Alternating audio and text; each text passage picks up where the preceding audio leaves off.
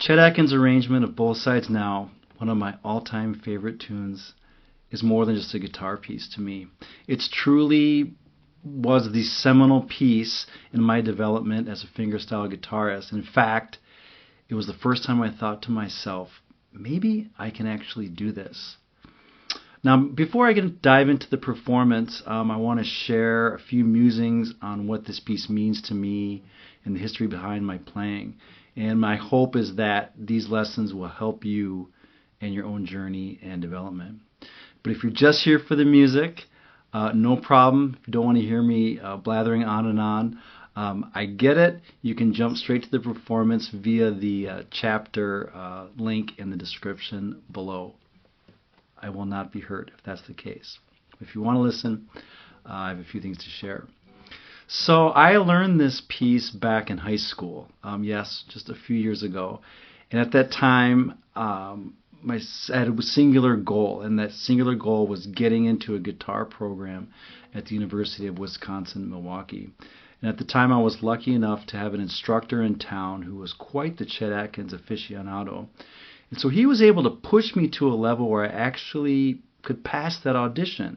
And this arrangement was one of the engines, I guess you could call it, that got me across that finish line. So the things that I learned from this piece really taught me some key fundamentals that I still carry with me today. More specifically, this arrangement introduced me to alternate tunings. Before this, I was just playing in standard like anybody else, but it introduced me to what is known as G6 tuning. It's D, G, D, G, B, E. So that alone was revelatory, and actually I really fell in love with this tuning and still use it quite a bit today. But it opened up a whole new world of chord voicings and sounds that before this time I hadn't heard or experienced or even tried to play. It also showed me how to arrange pop tunes for solo guitar.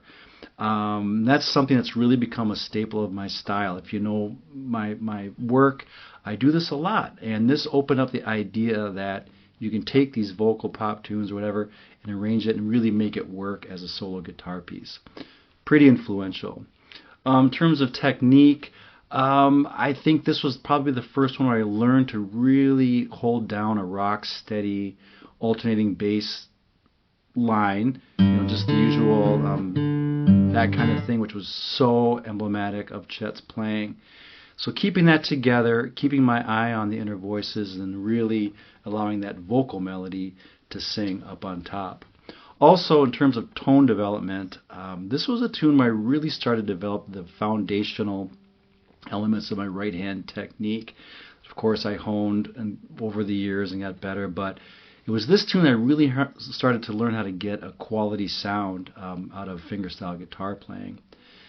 And then there was also the rhythm, just the idea that you really had to work hard to keep everything really structured, really steady, really even, to keep a piece moving the way it should. Again, to keep that vocal interplay, all the lines, the bass line, everything working together without it flying off the rails, so to speak. And lastly, perhaps even more importantly, like the heart of this tune, it really taught me how to play with a smile. There's so much love, so much joy baked into this arrangement that it's really irresistible. So I guess today, after all these years, playing this tune feels like it's reconnecting with my roots in a way. I still make discoveries within the notes, within the interpretation. I still try to improve on the performance. It's just one of those tunes that just never gets old and just seems to just keep giving. There's a few of those, was a lot in my repertoire, but this one just really kind of brings me all back home to kind of where it all started.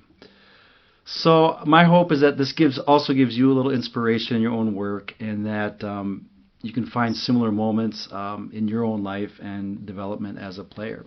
It really is sweet. So thanks for listening. Thanks for indulging me. Please enjoy the performance, and we'll see you next time.